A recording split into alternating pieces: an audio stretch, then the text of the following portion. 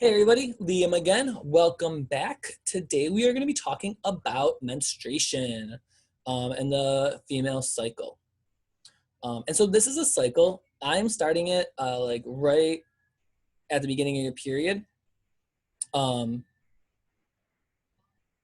you can use, I mean, it's a cycle, right? So it continuously goes.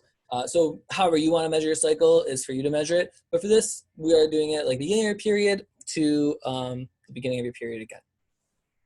And so you see, when it starts, hormones are all really, really low, just like not doing much at all, just chilling. This is when you're having your period. Your period lasts, 5 to 7 days on average. So, 5 to 7 days right here. Some women have longer periods. Some people have shorter periods. Some people have periods for, 10, 11 days. Some people have periods for 2-3 days. Sometimes your period is like really strong in the beginning. So a lot of like blood coming out. A really heavy flow, and then maybe it like slows down later on. Maybe it doesn't reverse. Maybe it starts really slow and then hypes up at the end. Your uterus is your uterus. Whatever your regular cycle is your regular cycle. And so whatever's right for you is right for you. If it changes though, like drastically, maybe get it checked out. And so you'll see after your period is done, it takes a few days, but around day 14, your estrogen, this line, spikes. And your estrogen spikes right before you start ovulating. And so a lot of people are trying to get pregnant, may take tests that check to see when your estrogen spikes. And then when your estrogen spikes, they know they're ovulating and they know that's a good time to have sex. Because you can only get pregnant when there's an egg inside your fallopian tubes. So you have to be ovulating to get pregnant. Sperm has to swim through your fallopian tubes, find your egg to fertilize, and fertilize it. If there's no egg to fertilize, if you're not ovulating, you can't get pregnant. So again, people who are trying to get pregnant often look for ovulation estrogen spikes. And so after you ovulate, you kind of go down, your hormones kind of like plummet a lot, and this is when PMS starts. And PMS can be kind of rough, I hear. I don't have a vagina or a uterus, so I've never experienced it. But I have a lot of sisters and a lot of female family members. And I've been told it's not really the funnest thing in the world. You may have mood swings, you might have bloating, cramping, hot flashes. It's because your estrogen kind of plummeted really quickly, and it affects how your body feels. And so yeah, when you ovulate is when these kind of symptoms start. And then after that, it kind of spikes again right here. And so when you take birth control, this is kind of where we're spiking you at.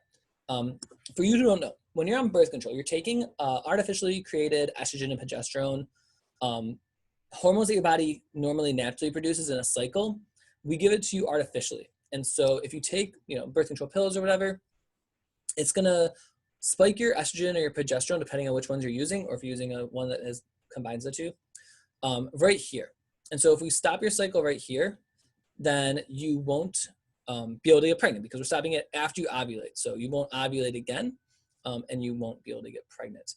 You also won't be having, a lot of times you won't have your period either because you're just kind of stopping your cycle right here, or halting your cycle right here until you stop taking birth control.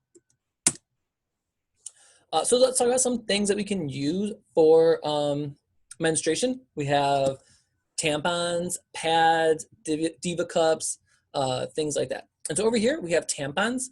This is a tampon with an inserter. So this inserter kind of makes it a little bit easier to insert the tampon into your vagina. This is a tampon without the inserter. This little string hangs out outside the vagina while the tampon is inside the vagina, filling up with blood. And then every few hours, depending on how heavy your flow is, you would take it out, throw it in the trash, and put a fresh one in. Next to it, we have the Diva Cup, which is, there's this little guy right here. Similar to the tampon, it's inserted inside the vagina, but unlike the tampon, it fills up with blood, you empty it out, wash it out, and reinsert it. And so this is a little bit more environmentally friendly because you're not throwing out them every single time. It's a little bit more, economically friendly, right? Tampons are expensive, and buying, using a ton of them every single time you have your period once a month, and so that can get really pricey. Next to the Diva Cup, we have two different types of pads. We have the reusable pad, which is the larger one, and the smaller one is a disposable pad. So again, the reusable pad, you use it, you wash it, dry it, use it again.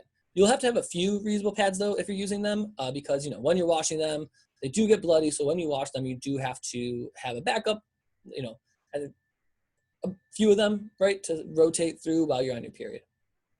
And then the disposable one, you can just dispose of it, right? You take it off, throw it in the garbage. They kind of sit in between your underpants and your vagina to hold the blood, almost like a Band-Aid for your vagina.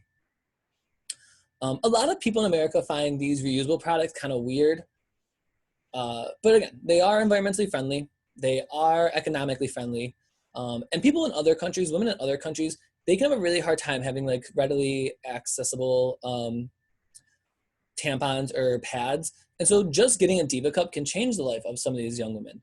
And so you don't knock it. It's how some people really like it to use, or it's what some people really like to use. So just, if you don't want to use it, don't use it, but try it out. Try out all these different kinds. Figure out which one works best for you, and then use whichever one you like the most. All right, so we're going to stop there. Thank everybody. Have